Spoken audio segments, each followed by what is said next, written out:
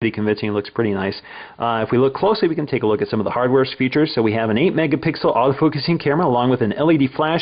We also have our speaker down here, which is positioned up here on the Galaxy S3. Back here, we have our headphone jack as well as a noise cancellation microphone right next to that. Along the other side, we have our volume rocker. Along the bottom, we'll find a micro USB connector for charging and syncing. You can also use an adapter to output HD video to a television. We have a microphone here, as well as our S Pen. So let's pop that out really quickly and show you that. So you can see it integrates nicely into the body of the phone. And the S Pen is larger this time with a larger button, and you can see we have a tip here which is not capacitive. It uses Wacom technology, so it works a little differently than a capacitive pen, which also means there's additional features such as pressure sensitivity and proximity sensitivity as well.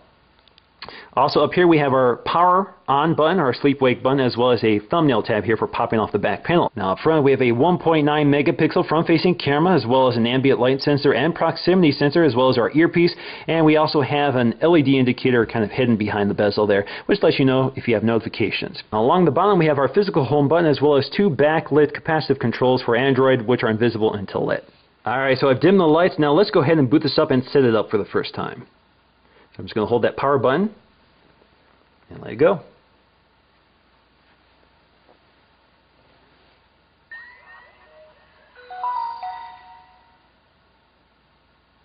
Now the Note 2 is very similar to the Galaxy S3, so we still have that TouchWiz user experience complete with a nature theme, which you can turn on and off.